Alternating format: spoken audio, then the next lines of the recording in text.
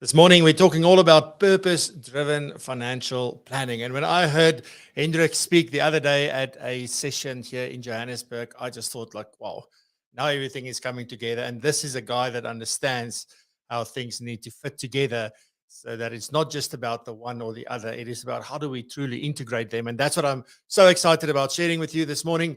And I'm not going to keep you waiting. So let's get the show started. And so we can get to talk to Hendrik as soon as possible. But with that, ladies and gentlemen, welcome to another show.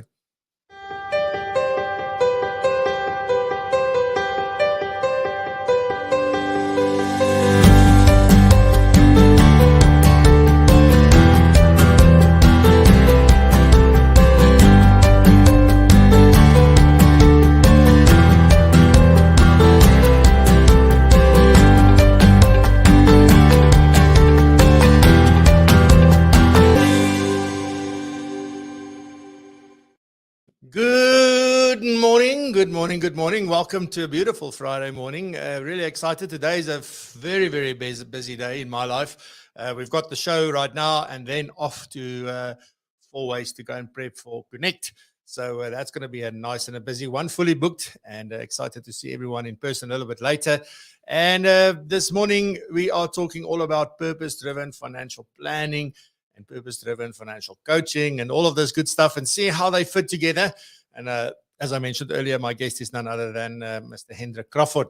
So really excited. We've given away some of Hendrik's books before here on the show, so it's great to have him back. The last time Hendrik was on the show was in season 1, which was way back in 2020. So we're looking forward to catching up with him and see what has transpired in the last few years and where things are going. So excited for that. Then we have Nikki in the house with the latest news, obviously, and we have Norma is back, well rested, ready to get going. And so excited for her segment this morning. Then I'm going to share some tips and tricks for you from a tech point of view. And today I'm going to look at how to bulk create content using ChatGPT and Canva. Has helped me a lot. So I'm going to show you how to do that. And then we're off to the races with Hendrik. So ladies and gentlemen, warm welcome. Thank you very much for joining us live. If you're here live, if you're watching the recording, thank you also so much. And on that note, if you get value from today's video, please take half a second to hit that like button. Just let everybody know that this is a cool show, cool video, and a very valuable video. And then if you also feel like you want to, please subscribe. It doesn't cost anything, but it does help us grow this channel. So thank you so much. Right. So let me say a warm good morning. There we go, Mr. Mark Weston Ford. Good morning. We are the champions. Yeah, we won the cricket as well, again against New Zealand. I think they want nothing to know about South Africans at the moment. Heloise, good morning. Goeiemôre. Kobus Klein, goeiemôre. Gloria, good morning. Nice to see you here. Saw you the other day in person. Nice to see you. Ferdi, goeiemôre, maat. Ek het jou baie die week gesien, so well done. We've got a contrarian. I'm not sure who contrarian is. Oh, Anton Skitte, goeiemôre. Anton, nice. Neil Phillips, goeiemôre. Johan Basson, goeiemôre. Johan Potgieter, goeiemôre. Nou is om jou te sien. Johan Blomeres, lekker. Al die Johanne is in die huis vanmôre. Waar is Johan Vosloo? Kan iemand asseblief vir Johan Vosloo ook op die lyn kry? Willem Bester, goeiemôre. Nice to see you.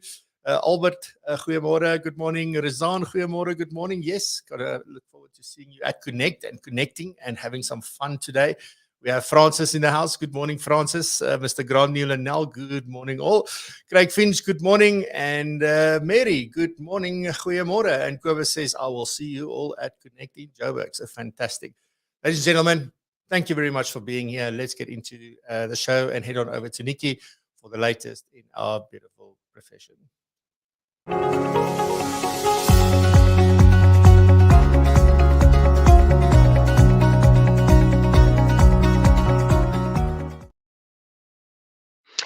Good morning, everybody, on this beautiful Friday. Luckily, it's not as cold in Joburg as it was earlier in this week, so we're in for a good weekend.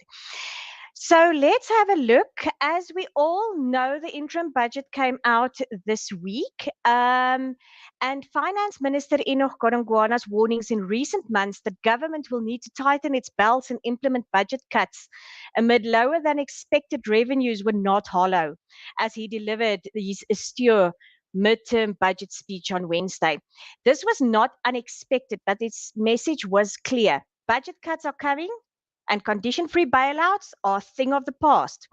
So if you look at the figures, the main budget deficit has increased by 54.7 billion compared to the 2023 main budget estimates.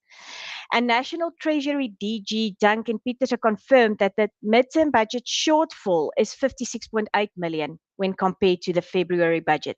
Besides the stern tone, the only major announcement in the budget speech was the extension of the social relief of distress grant for another year. And this will cost the government an additional 34 billion. One of the things that he did allude to in the speech, though, that is important for South Africa and for us in financial planning, is that there is some headway that was made on the issues that the FATF, or the Financial Action Task Force, identified last year when they downgraded us. So the government expects to address all the deficiencies identified by the FATF by early 2025. So he gave an update on how South Africa is progressing in relation to the grey listing. He confirmed that 15 of the 20 technical deficiencies that was in the legal framework to fight against organized crime and illegal financial cash flows have been addressed. So his comments around addressing the red flags by early 2025 means that I hope to be off the grey list when the Global Anti-Money Laundering Watchdog meets in June of next year, or 2025 rather, not next year. Since February, when South Africa was grey listed, a large number of government departments and agencies, that includes the police, the Hawks, NPA, the Special Investigating Unit, Reserve Bank, FSCA, and SARS have been working very hard to address these deficiencies. And the FATF noted at its plenary meeting last week that it is showing positive results and that it's making good progress on 17 of the 22 effectiveness action items as well, including 2 that are now deemed to be largely addressed. However, there's still a significant amount of work that still has to be done, particularly with regard to the investigation and prosecution of complex money laundering cases and terror financing, the identification of informal mechanisms for remitting money around the world, and also the recovery of the proceeds from crime and corruption.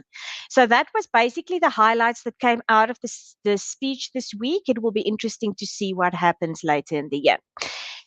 So from FBI's side, this is your last chance to register for our convention that will be taking place on the 14th and the 15th of November. So that's in 2 weeks' time. We have got quite a few international speakers and quite a few wonderful local speakers that are going to be there in person. One of the things we are also very excited about is, for the first time in a few years, FBI has launched the Student Financial Plan Case Study Competition again, where we invited our universities to send us teams of students who will be competing for a prize in this area. These students are all third year and postgraduate students who are studying mostly full-time at these universities, who had to draft a financial plan in terms of a case study provided to them. They will present this plan to a panel of judges just before the convention, and the winners will also be announced at the gala dinner. I can also tell you that the teams that went through, the 3 teams that went through to the finals of this competition, are from the Nelson Mandela University in the Eastern Cape, and then also from the University of Johannesburg. We are very excited to be able to have them with us at gala dinner, and we would love to see everybody there. And on that note, Francois, have a wonderful weekend.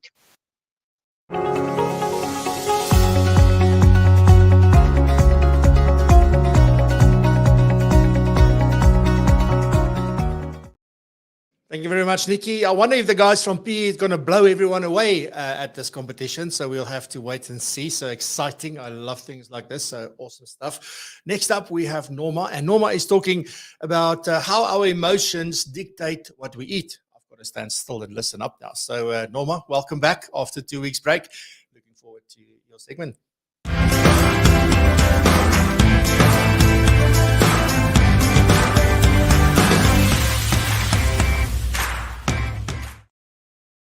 Good morning. I thought I would tell you all about our emotions and how our emotions really affect how we eat. Seeing that we're going into the festive season and we're a lot more sociable maybe than normal, and with all these social events always comes foods and drinks. So what I have to say to you today might be quite helpful in the upcoming weeks.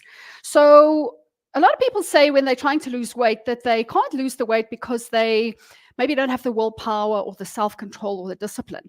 And then there's also others that say that they are emotional eaters. They eat when they're depressed or when they're sad or when they're angry or frustrated. Now, I want to go and say that none of these are really the case, that it's not about the willpower or the discipline.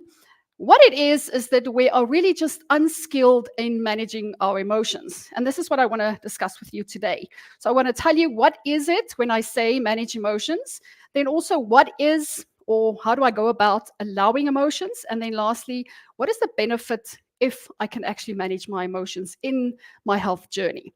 Now, to start off with is, how do we manage emotions?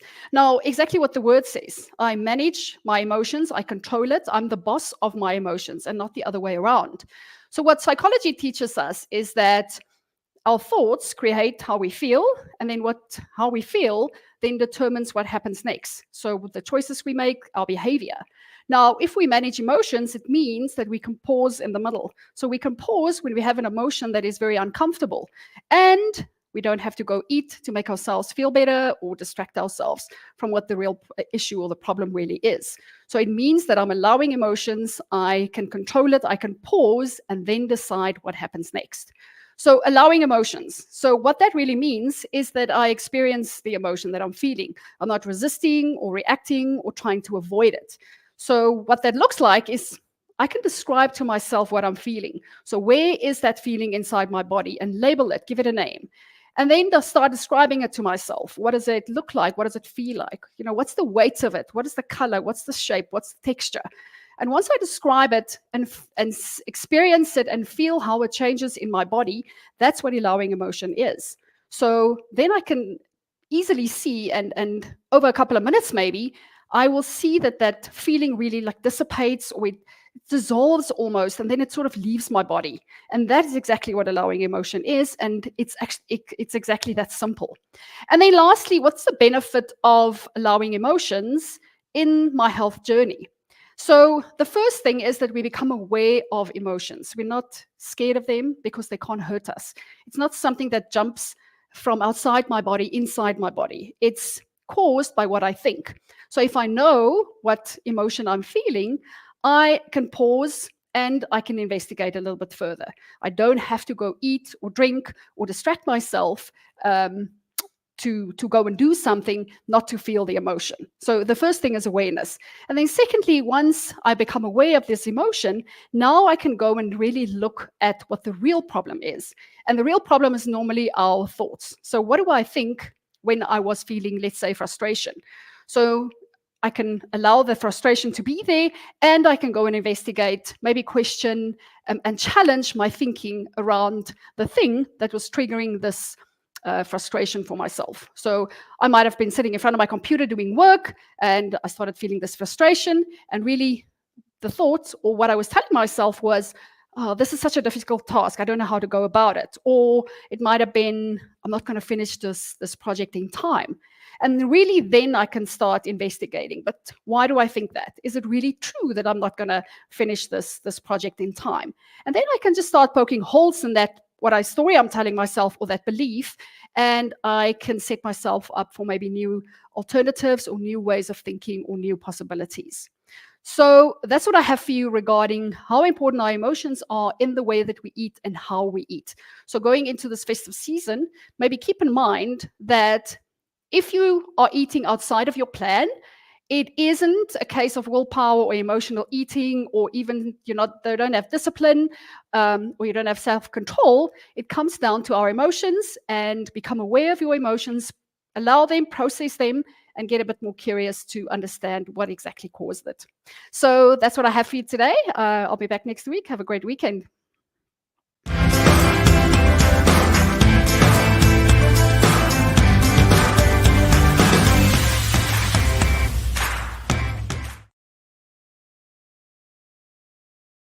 Fantastic. Thank you very much, Norma. I really appreciate it. Great to have you back and to have a little bit of a breather before I had to jump on the last 2 weeks. So thank you very much. An incredible segment as well. Next up, some quick tech tips.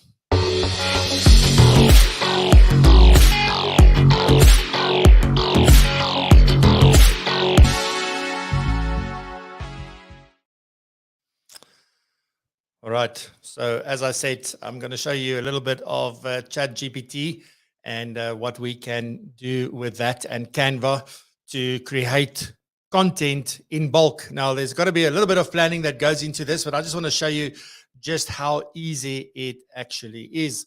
So first off, we've got to obviously create the content. So I've put together a little prompt here, and all I'm saying is that create short motivational quotes that we can share on Instagram stories every week for 10 weeks.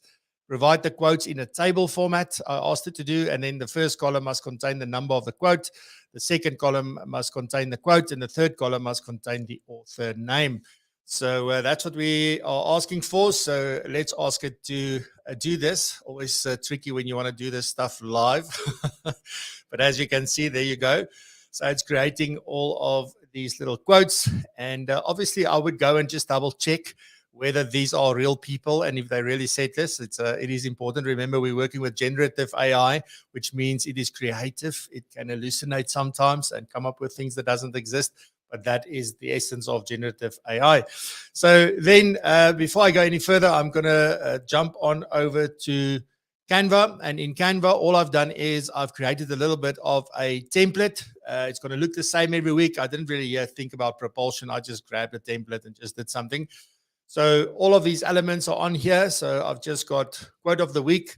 I've put a text element where I want the quote to go and formatted the text the way I wanted. And then the same with the author. And all of these things are different elements, as you can see. So you can do loads with that. So what you want to do is that you want to go to apps and click on apps. And then in search apps, you want to search for bulk create. And it will then bring up the options. And in the top left corner, you've got bulk create. So you click on that. You can upload a CSV, so you can take that table from ChatGPT and go put it in an Excel CSV file, or you can enter the data manually. So I'm just going to do that because it's not too hard to do. So first of all, yeah, we've got the week. Then in the next one, we said we wanted the quote. Then I can add text. So it'll add a column for that. And then I can say that is going to be the author. So obviously it's got these just test data. Let me just delete that quickly. There are probably better ways to do it than I'm doing it right now. It doesn't matter. Right, so I'm going to hop on over back to ChatGPT, and all I'm going to do is I'm going to copy these three columns rather. So I'm going to copy them.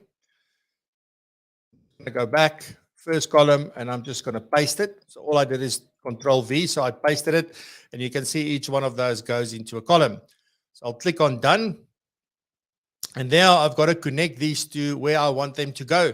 So obviously the quote, I'm going to right-click on that element. I'm going to say Connect Data, and then I'm going to choose the quote. And then the same with the author. I'm going to right-click, say Connect Data, and choose Author. And the rest of the stuff is going to stay the same. So I then just go to Continue. So now I'm maybe going a little bit fast, but it's just so that you know the idea. You can choose which ones you want, you don't want. So it'll be selected all by default. But you can choose if you don't want something specifically, you can untick them here. And then generate 10 designs because I asked for 10 quotes. So I will go generate 10 designs. And there you go. It's all done. Look at that. And I can go and export them easily and schedule them and do all the weird and wonderful stuff that I want to do. You can even come in and change some of the stuff now. So it doesn't have to stay. You can make it bigger. Sometimes things are too big and too long, so you make them smaller again. So you can make any adjustments to this that you want. But there you go. Like, it doesn't take that long to create 10 posts. So hopefully that has been helpful to you. At least it's giving you maybe some ideas. but I hope that you can take something away with that. All right. That's our quick tech tip for today.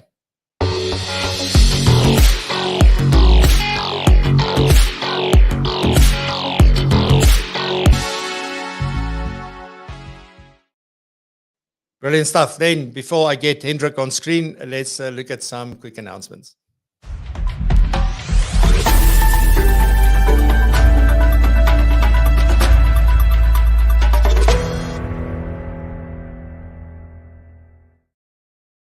Alrighty, brilliant. So first thing is, obviously, as you may have heard earlier, that we're very excited because today is finally the day that the first of the Connect events is happening. It's happening in 4 ways. It's fully booked, and my special guest is going to be Kim Potgieter, but I'm not going to be alone as usual. It's not just going to be Kim and I and 30 other people who took up their seats. Norma is going to be there, and Norma is doing a live segment. Not the same one as today. She's got something else up her sleeve, which I'm very excited about. I've also got Steph Leroux from I2 Solutions and SA Asset Management that is going to join me. And we are going to have, or he's going to have a discussion. I'm going to ask him some questions at some point, but looking forward to that discussion as well. And we've got some new announcements that we want to make as well by the end of it. And then everybody's just going to take some time to connect and have a chat. You can meet the guests. There's going to be loads of the segment. Gugu, I know, is going to be there. So excited for that. Nikki is going to be there. So everybody's coming to this event. So really looking forward to that. It's going to be incredible. We are humbled by the fact that I2 Solutions, or Independent Investment Solutions, has kindly sponsored the venues for us. And then Profile Me Razan has also made a significant contribution to help us cover the costs. And then every single person, because what we did a little bit differently this time is we don't charge for the event, and it's absolutely up to you whether you want to attend or not, but it is free to attend. But we did ask if you want to help us cover the costs of this, because there's no commercial intent with these sessions. Please make a contribution. And many of you that has booked have done that. So thank you very, very much. We have basically almost covered all the costs. So it's absolutely fantastic. So it means that we'll hopefully get to a break-even point. But that's not what it's about. It is all about getting people together and really having a good time and just feel like you belong and to see how you can grow and thrive by being part of PROpulsion. So that's the big reason behind it. So join me. I'm going to be chatting to Kim. Kim, we're talking about bringing dreams to life. And I've got a little bit of a spin on it. I haven't warned her, so we'll see. So that's going to be awesome. Then just briefly, Pretoria is happening next week. We've got Jonita Foster, and we're going to chat about finding passion, courage, and energy in a world of overwhelm. I'm also joined. Hendrik Crafford is going to be there in the flesh. So Hendrik is going to be there, and he's also doing a segment. And Steph is also going to join me again for that one as well. And we're going to do that at Mainland Boutique Hotel. So looking forward to that one as well. Almost fully booked. There's 6 seats left in Pretoria. So if you haven't booked your Pretoria seat, or you wanted to go to the Joburg one, but you couldn't, you can still go to Pretoria. So please do that. Then the 24th of November, we're off to Durban. And my guest there is Manny Murphy. And we're going to talk about punch above your weight. So really excited for that one as well. And again, Steph will join me there. And I will still have to announce who the segment is going to be, but hold your breath. It's going to be cool. So we're doing that at the Riverside Hotel in Durban North. So looking forward to that one. And then on the 1st of December, we end this little tour in Cape Town with Rob McDonald. And Rob is also going to be my guest next week here on the show, but we are doing it in person as well. The 7 pillars of financial health. And Razan is going to join me for that one. So she's going to host one of the segments. And then Steph may or may not be there. I'm not sure yet. We're waiting for that confirmation, but we will have a 3rd guest as well. So we will let you know about that. That's taking place at Ruslanmeer. So really looking forward to that one as well. Right. So that's all the Connect events in person. Really going to be incredible to get together, see everyone face to face, and just, just be amongst people that are lucky to be amongst, I guess, is the way that I would put it in my Free State English. Then Microsoft 365 has been going well. We just did the 4th module. It was all about tasks. It was a great session. We really looked at how you can manage your own tasks, but also how you can manage tasks across your business and your teams. So that's been a very valuable session. Next week, we get into data. And we're going to look at how you can, because I've been going on about data forever, right? If you hear me talk ever about this, it's like your data is important. You should analyze your data. You should look at your data. but often like, how do I do it? So this week coming, we are getting into Microsoft Lists, which is a powerful app. Microsoft Lists, we're also getting into the essentials of Microsoft Power BI. So we're going to look at that. And then also, what is the last one? Power Query. Yeah, Power Query is going to be the other one, which is part of Excel. So even if you don't have Power BI and all these other wonderful things, you do have access to some of this stuff through Excel as well. So we are going to delve into that and see how we can get the most out of it for our businesses. Then second last thing, client meeting skills. We are having the last one next week. This week was great. Next week, the last session for client meeting skills is going to be on designing an engaging and informative annual review meeting presentation. So really upping the experience of your review meetings, but also how you get everything across and have the right conversations in the right way. Many of the things that Hendrik will probably share with us this morning is sort of part of that. So that's going to be important. Then the financial planning tools and techniques. We just had our 5th module. It was great. And next week, we are going to be talking about what you should do when the client shares something unexpectedly. We're going to look at how to support the client in times of emotional vulnerability. And sometimes I think, it's not only the client, it's ourselves. Like, oh, now I'm feeling uncomfortable. I know I have conversations with people that I share stuff and then I can see they back off completely. And it's such a off-putting is the right word, but it does then, if you're the one that's vulnerable and you're opening up and the person on the other end is just pulling back, I overstepped and it just crashes the whole thing. So how do we deal with that? And then how do we also allow them to hold space? So that's going to be an incredible module next week. We've got a special guest, Steve Martin, and obviously together with Adam and myself, we will look at that. Alrighty, so it's been an incredible morning so far. We've had great announcements, great segments, but next up, ladies and gentlemen, it's none other than Mr. Hendrik Crafford.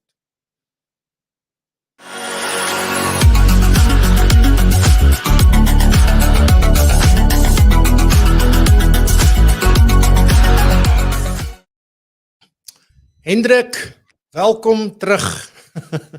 Môre Francois, môre almal online. Morning everybody online. Dumela, it's nice to be here. Oh, fantastic. I've been waiting a long time for this, Hendrik. So finally the time has come. I think we started talking about this way back in June or July or somewhere. Yeah. And it's only happening now. So you're a very busy man. You've also been going around the country doing some awesome stuff. So we'll get into all of that. But Hendrik, maybe if there's somebody here who doesn't know Hendrik, I'll be surprised, or know of Hendrik at the very least. But Hendrik, if there's maybe somebody here that's interested in the topic and they have no idea who Hendrik is, who are you? What is it that you do?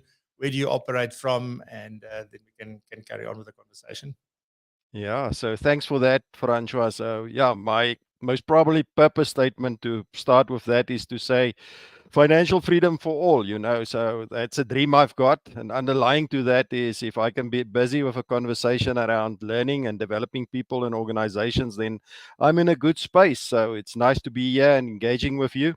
So I've been in the industry since 1990, but specifically the last 5 years, I focus totally on financial coaching, and that's what I do for a living. So basically, 3 legs that my business stands on. The first is training financial planners on the principles of purpose-driven financial planning. That is my passion, and I love that the most. Secondly, engaging with clients either on a one-on-one or group basis, and then thirdly, consulting to some of the large banks and life insurers around financial coaching. I work in collaboration with the University of the Free State on all our training programs. And so that's me, Francois. If I can have a conversation around financial planning and financial coaching, then I'm in a good space. So thanks for that, Francois.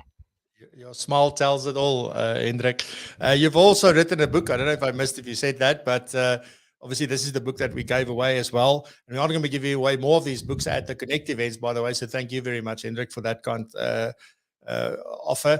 And it's all around purpose-driven financial coaching, which we're going to talk a little bit about this morning, amongst other things. A planner's guide to understanding and helping clients build and sustain financial prosperity. Because I think, we've always had it very difficult where we come up with all these brilliant plans, but then the client doesn't implement, or the client doesn't stick to it, or the client even disappears in some instances, or they stick around for a very long time.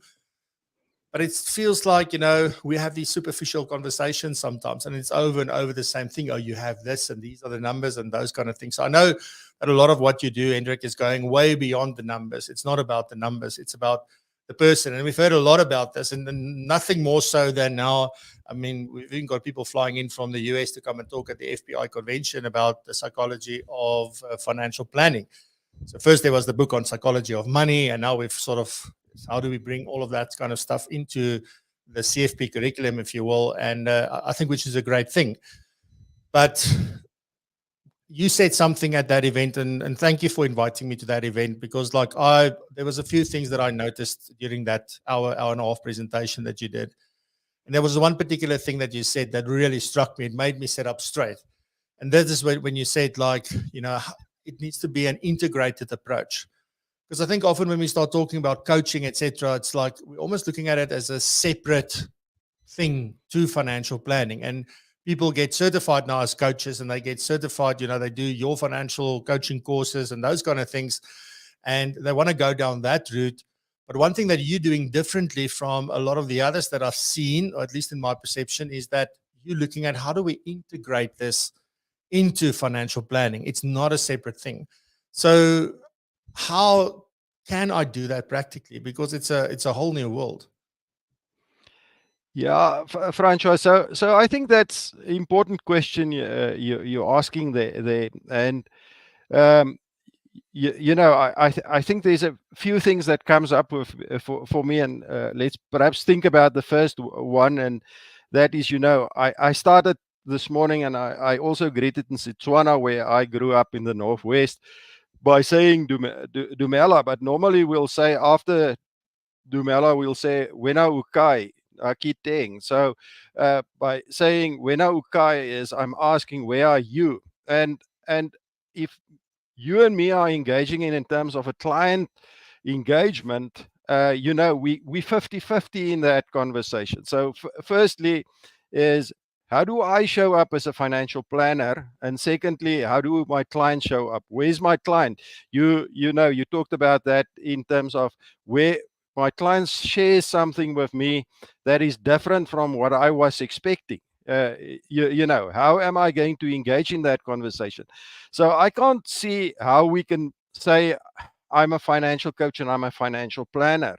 Is how I show up. And if I can show up in the right way, to be open and accepting from where my client is, but also accepting and understanding where I am, I think we can just create such a better environment for doing financial planning and seeing where our clients are and how they are engaging with us in terms of their finances and their dreams and where they want to go is, and also understanding my biases and how I come to that conversation, and standing back and creating that space for my client to share whatever is on their mind and what is important for them.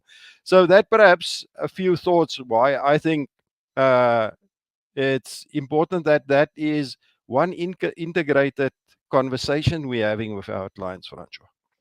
Yeah, but it's sometimes, Hendrik, like a daunting thing, because you might have read some great questions somewhere, and you think, wow, this is very powerful, because they are.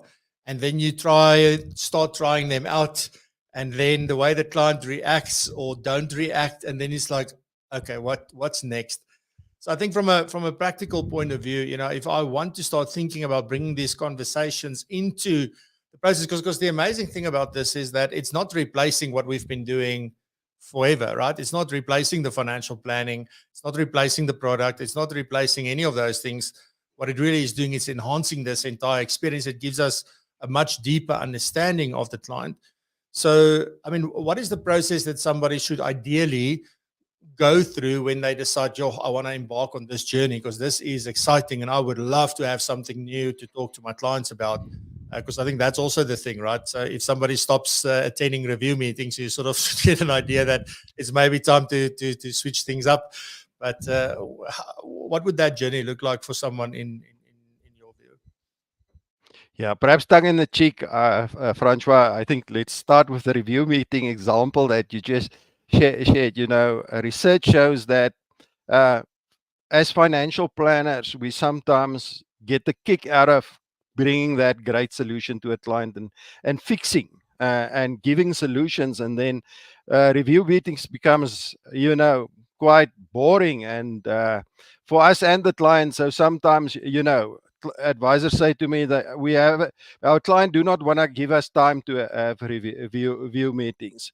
It's just another compliance thing that I need to engage, where I think we forgot that financial planning is actually about creating the future and future planning. And if we can engage with our with our clients' real goals in life and what gives purpose for them in their lives, starting with that and understanding what is important, what gives them energy, we can at least once a year or twice a year, when we engage in, let's call it rather, future planning meetings, we can have conversations about the things that excite our clients instead of having boring conversations about the returns and politics and what's going on in the country. We can have conversations about what is important for our clients' lives. But back then, where do I start? I think the important part is, and that's why purpose-driven financial coaching and planning is integrated, is understanding how I feel. And Norma talked about moods and emotions and how that drives our decision making. Is my client that just came in and we see they are again overspending. Their credit card went up, their bond went up, their flexi account, there's no more money in their flexi account. Is, do I show up with judgment, or do I just have the product conversation and do not start the conversation in terms of what's going on here? I'm curious to understand, why are you overspending in terms of the last time we talked about around your finances, you said you want to pay off debt, whatever the case would be. Is, why don't we have those conversations with our clients? And I think it's because we sometimes are uncomfortable of having those conversations with our clients because we're so used to the product and the number conversation. So there's also a part of us growing in the process, and that's why purpose-driven financial planning is so excited, because we also grow as individuals. We start to getting better understandings of ourselves, and we can have these rich conversations with our clients. And I think there's basically three things that we need to be able to have conversations with our clients. The first is helping our clients to understand themselves and what is their purpose and what is the ambitions they've got and what they want to achieve. So constructing their life in terms of plans. The second part is what is that behaviors that can stand in their way so that they do not achieve these goals. And then thirdly, if life happens and they need to go through transitions, we must be able to have conversations with them to firstly anticipate potential life transitions, and thirdly, if they are there, we must be able and comfortable to say, how can we help them navigate those life transitions? And we need a skill and a base to understand that and have those conversations with our clients, Francois. So yeah. Yeah, it's a very powerful thing, and the one thing that is always very striking to me, even like I'm at the moment sort of helping a group of people who's on their journey to CFP, and one of the things that I always say, whatever training I do, it doesn't matter what it is like you've got to look at it how from your own perspective and your own personal life. How do you incorporate that? Because you can benefit. If that's the only person who benefits from this, you can benefit tremendously from this. And as you say, you will grow personally. But then also, like the more we start doing this, the more we realize that we can also have better relationships with everybody around us, your spouse, your children, your friends, family, all of that stuff. Suddenly it becomes a whole different world that you sort of live in. So this is a very powerful skill to have just outside of the financial planning stuff as well. The one thing that I do want to ask you, Hendrik, is around, we've sort of touched around what it is and a little bit of what we need. Is there a way to sort of say this is the thing, or these are the 2 or 3 things that make purpose-driven financial planning different from the other things. And I must be honest, like the one thing that I do like about this is that it says purpose-driven financial planning. And although your book says purpose-driven financial coaching and that, but once you started integrating it, it is actually still about the financial planning. I mean, that's ultimately why somebody is coming to see us, right? Yeah, so I think, you know, when I initially wrote the book and started the course, it was very much, Francois, about the coaching part, because I saw at that point in time the big need for us when I got back into practice again and engaging with planners and clients, that need for clients to have different conversations than just the numbers. And as I journeyed with this, I saw more and more it's not the one or the other. It is an integrated process. Even for me, just doing financial coaching and no product implementation, it is about having those conversations and integrating those two of what is the things that's happening with the individual, what is their dreams, what is their values, what is their money persona, how does that influence them making financial decisions. But then secondly is what is those behaviors that come into our way, you know. And perhaps on that part, Francois, I can share my personal journey over the past 4 years to and that is, you know, moving from being in a corporate job, getting a great salary, moving into my own practice, the practice not working, and then deciding I go with my passion, which is financial coaching. So that had a huge financial impact and a personal impact on me personally. At that same point in time, that was last year, May, I went through a divorce. And a year later, I had a heart attack. So all those things impacting us, we as financial planners need to be able to walk a journey with our clients through those ups and downs.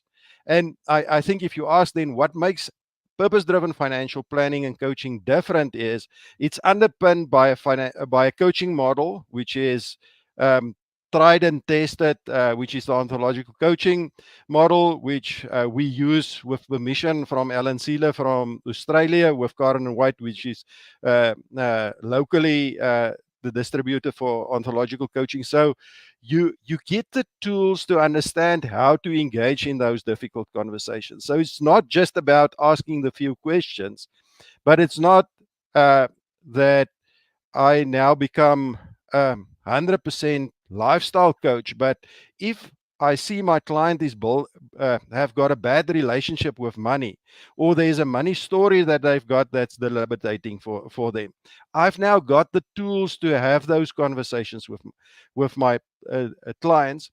And then secondly, we also integrate the practical tools about how do I have a vision conversation with my client? How do I help my client think about dreams and ambitions? How do I help my client to build small goals? How do I change the revision conversation that it becomes a future planning conversation? So I think that's what we bring differently in terms of purpose-driven financial planning. And then to your point is actually, if I had to rename the cover, I would most probably say purpose-driven financial planning and coaching. And actually, to a certain extent, that has become our slogan, is because we see it as one integrated process, but it's on a continuum. Some people will be most probably much more comfortable in terms of doing financial planning, but bringing these components in and supporting my client as part of it. But also on the other side, you can have somebody that says, but I don't want to do product implementation. That doesn't give me a kick. I just want a financial coaching conversations, but including within the bigger context of financial planning, you know, Francois. And I think it's so critical if we look at, you know, the latest data, you know, if we look at our mutual savings monitor, if we look at the Sanlam Financial Confidence Index that just came out, there's so many clients that's experiencing financial anxiety out there and financial stress that's to a point of affecting their relationships and their health. But the positive of that is that's a huge opportunity for us to have those conversations with the client. clients, because from a financial coaching viewpoint and a financial planning viewpoint, if we know what our clients don't want, what is those things that is debilitating them, we can help them to create the lives that they actually want. So we're in a wonderful position to create those deeper relationships with our clients. So yeah, thanks, Francois. Yeah, I really love that. And it's a much more meaningful relationship. I've seen so many times where somebody's been a client of someone for 10 years, 20 years, 30 years even, and they think they've got a great relationship and they know them so well. And once you start going down this road, you realize you actually don't know the client. And the fact that you've seen the client once a year for 30 years doesn't mean that you've got a great relationship. And I say that with great respect. So one of the other things, I want to put a different hat on for the moment, Hendrik, and sort of come, where the objections that people might have to this, apart from I'm uncomfortable, I mean, this is a very emotional journey often, I would assume. So it's not just the facts. So we've been so used to focusing on the facts and the data and just asking the cold hard question and sitting there with our fact find and going through the motions. And that's what we do. And sometimes people have got a system and a business model and the way that they work, and they see 4, 5, 6, 7 clients a day. Some of them, I guess one of the things that might be top of mind for people is, but whoa, this sounds like it's going to take an awful amount of time, which I don't have. There's still this thing about how many meetings should I ideally have with a client? Is it 1? Is it 2? Is it 3? And most, unfortunately, still in the profession or the industry in that sense, is still trying to do a 1 meeting, 1 deal kind of situation. Unfortunately, it's the truth. And, so how do if I incorporate this, what is the impact on my time going to be?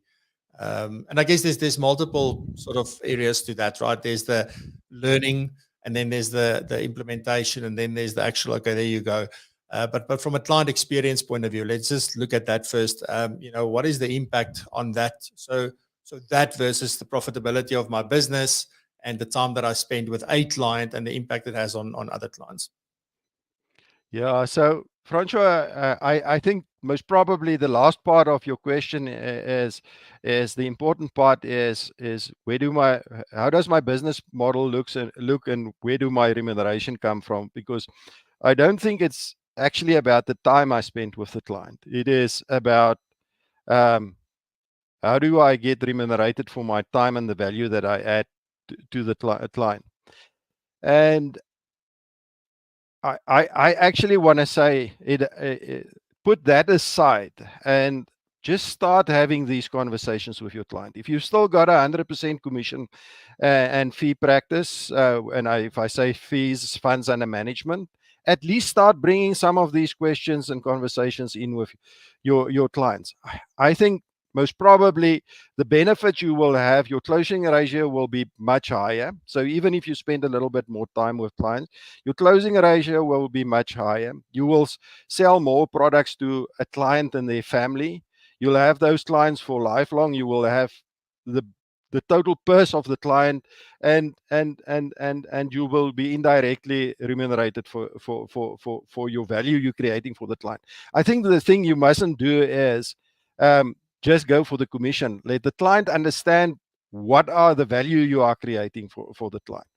You're in a much better space if you are in the space of charging fees as well as assets under management, because then it becomes much easier. I also see coaches that do the course and start integrating that into their practices. If they start charging fees for this value created and is more assets under management tilted, it's much easier for them. And then interesting, in the entry level market and the blue collar market, I've got coaches and planners that did the course that is actually earning currently more out of their coaching fees than what they are earning from commission now. So I think there's different ways of approaching it, but I think time must never be the thing here. I think time is most probably, you must go and investigate. If you say time is a problem, I think you must go and investigate from yourself. What is the lie you're telling yourself about taking your practice to a next level? So yeah. Sorry, you're making me smile, Hendrik.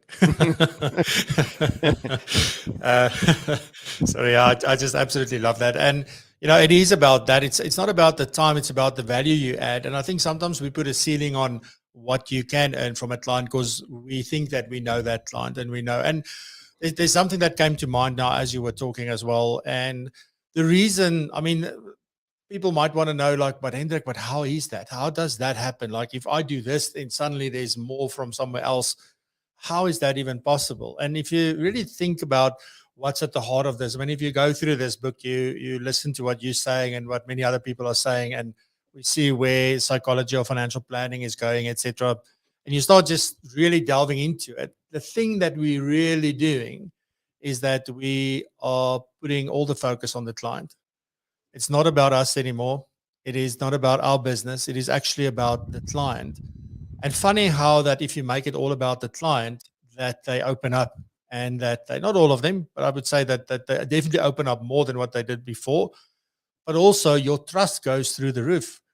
That's the big thing. And hence then why you mentioned, like, you have full share of wallet maybe, or, and those relationships are much more fruitful, and it's a genuine long-term relationship. And the other big part about this is they might turn into advocates, right? So that they just go and tell everybody, whoa, this is a completely different experience from what I've ever had before, and this guy or girl is making it all about me, and they're really interested in me. And, it's one of the principles that Dale Carnegie talks about in his book, the famous one, which I won't mention now.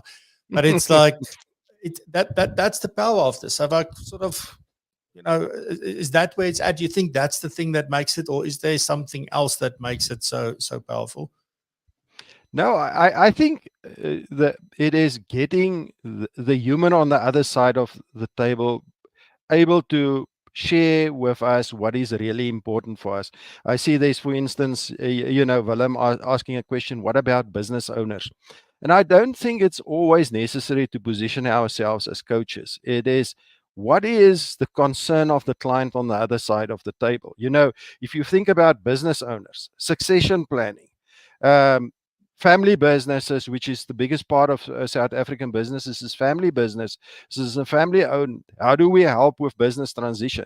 Helping clients to think through when things like divorce, liquidation, changing in markets, etc., changes in terms of their world, and how can we help them? So we start being facilitators for them to addressing their concerns, and we do not have to have the answers. Coaching is all about helping the client to come up with the solutions. We've got the expertise in the back of our minds how we can help them, but getting the client to work through what is their concerns and how we then just facilitate that process to address their concerns and take away and give them a good evening's rest. So it is, how do we create that value for our clients? And the interesting thing is, we don't have to break our minds about it. It's just about having the conversations, and that the clients actually tell us what is the things that is concerning them, and then we can bring our expertise to the table still. So it's not taking away anything from what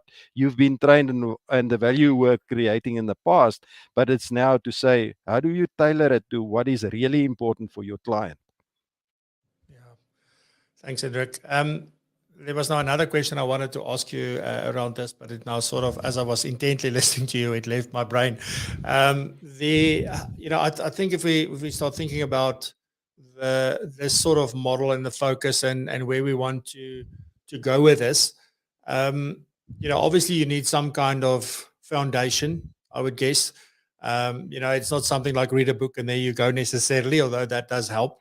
And, I must say, I do agree with Dirk made a comment earlier saying that this is the way that all financial planning should be done. And for me, again, it just goes back to, yes, it is about the person. It's about connecting with the person and making them the center of the conversation and nothing else. So for me, that's sort of how I would summarize that. So I do agree with it. Like, we all should be doing this with this kind of approach, and at varying levels, because you also got to do what you're comfortable with, right? So if I'm not if I don't have a lot of empathy and a lot of emotion, like I would probably sit there crying all the time, like I do. So I'm very worried about my connect event later, but we'll see.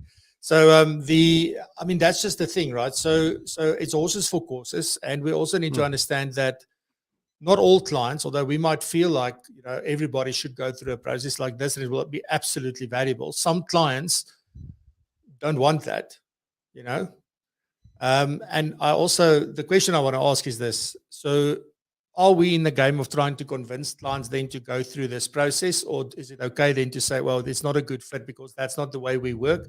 We're looking for clients who's looking for something like this. I guess my bigger question to that is like, where are the lines here? Like, where do we start? Where do we stop that we don't cross over? But also then a client that's a good fit for this process. Hendrik, sorry, so it's a bit of a multi-question. Yeah. So I think there's two parts to it, Francois. Is what is our responsibility as financial planners, that if we see our client has got something that is most probably not serving them and is causing them not to be able to execute their financial goals, or that there's something that's going to happen that's going to cause them harm. I think we've got a responsibility as financial planners, and I think that's where the psychology of financial planning come in, is then to have that conversation with our client. And it's not changing our client, it's giving them more choice. And it's still up to, at the end of the day for them then to decide what are they going to do. But we can give them that more choice, and perhaps we can bring awareness to them that they didn't have previously had in terms of the process. So it's, again, for me, not is the client a fit for coaching, because it's an integrated process which we dance with the client. And I think that's where we can sometimes go wrong, is if we want to push something from our side onto the client.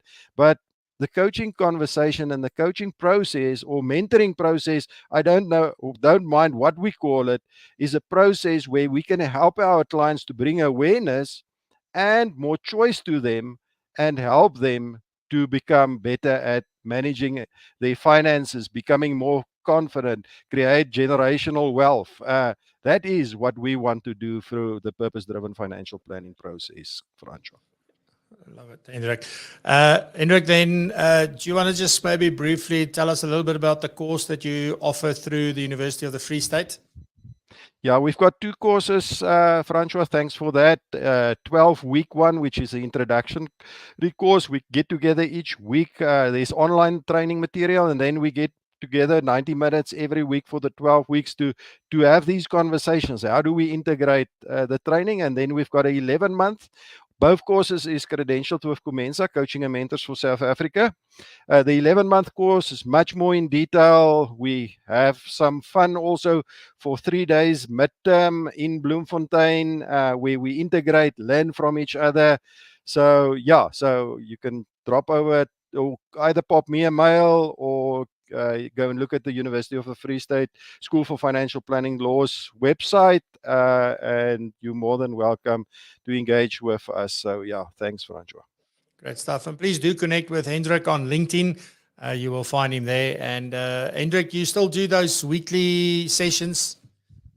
Yeah, so I try to weekly get something out in terms of a newsletter, but we get together once a month for a thought leadership in terms of the University of Free State. And then we've also got a Comensa financial coaching special interest group, which a lot of people on the call pop in there once a month also, together with Sharon from Old Mutual Wealth. We get together a nice group of planners and have conversations about, how do we integrate this stuff into our financial planning? So, yeah. Fantastic. Hendrik, thank you so much for joining us today. Thank you very much for your time. And I really look forward to seeing you next week in Pretoria. But thanks very much, and keep doing the great work that you're doing. Thanks, Francois. Looking forward to next week, and enjoy your first session today. And thanks for everybody that called in for today's session. Yeah, thanks very much. Thanks, Hendrik.